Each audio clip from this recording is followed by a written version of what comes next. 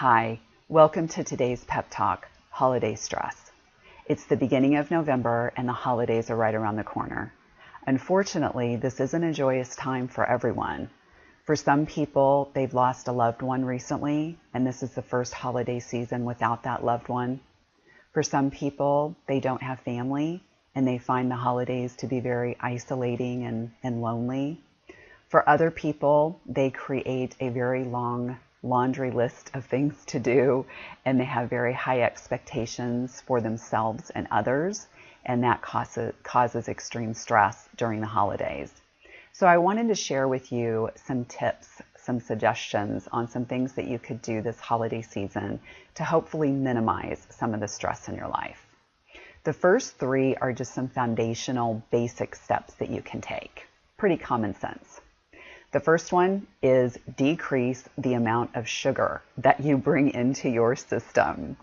Sugar is toxic to our body and it suppresses the immune system. I've read that 1 teaspoon of sugar will suppress the immune system for 4 hours.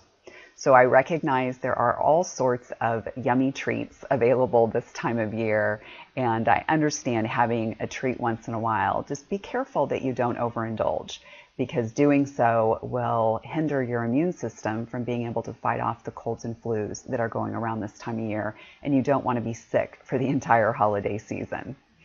Another thing that's very important to do is hydration, ensuring that you're hydrating yourself. Unfortunately, people in general don't drink enough water, and water is vital for our organs to perform optimally and for us to help cleanse our body of toxins. And again, this time of year, oftentimes people are consuming foods and beverages that are rather toxic to the system. And so making sure that you're getting enough water to help hydrate your body, to help flush out those toxins is really important. And the third basic tip is sleep. Again, people don't get enough sleep in general, just like they don't get enough water in general. And definitely during the holiday season, people are slim on the amount of sleep that they're getting at night, whether that be because they're going to all the holiday parties and they're staying out late, or because they have all of these things that they feel that they need to get done and they're staying up late to try to finish those things. We need our sleep. It's important, again, for our body to perform optimally, but it's also important for us psychologically to be healthier. We're typically going to be more defensive and more irritable when we don't get enough sleep. And this time of year, it's really important that we get our sleep so that we're not feeling, more irritable and stressed than we already are. Some additional things that you can do to those basic tips is reflecting back on the pep talk from last month, which was I choose.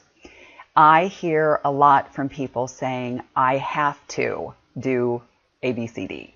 I have to do this, that, or the other. And you don't have to do it. You choose to do it. And it's really important, again, to be empowering yourself with those words of I choose versus feeling obligated and forced to do something.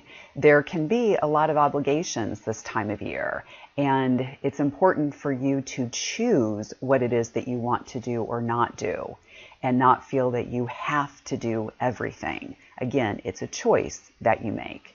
It's also important to minimize what it is that you are doing and ensure that you're not overdoing it. I know that there are some overachieving perfectionists out there, and I want you to be very aware of that this time of year. It isn't necessary to have a 7-course meal for Thanksgiving.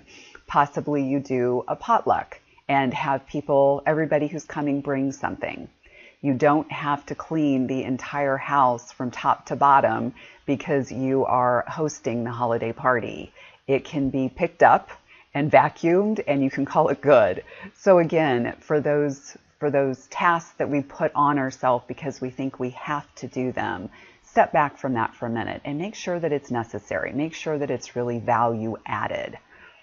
Another thing that you can do this time of year is you can volunteer or just be very mindful of giving to others.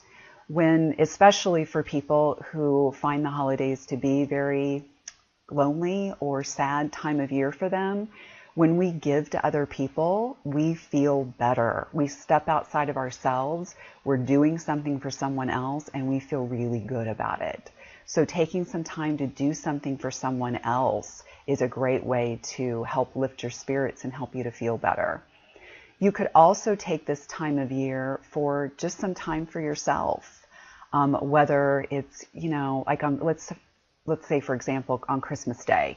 That can be a difficult day for some people because typically the stores are closed and places are closed down. And if somebody doesn't have family to go to, they can feel rather lonely and sad. And possibly having Christmas Day be a day for yourself where you do maybe a movie marathon of your favorite kind of movie, or you have a spa day where you do a facial and a pedicure and a manicure, or read books maybe that you've been wanting to read for a long time, but you just haven't taken the time to do it, or maybe even a project that you have around the house that's been needing to get done. Accomplishing a project can help us to feel really good about ourselves as well and can lift our spirits. I hope that some of these tips has helped. I hope that you are really mindful this holiday season and you pay attention to how you feel and what you're doing and not get caught up in just go, go, go, but really ensure that what you are doing is value added, that it's doing something to bring energy to you and hopefully bringing some energy to other people.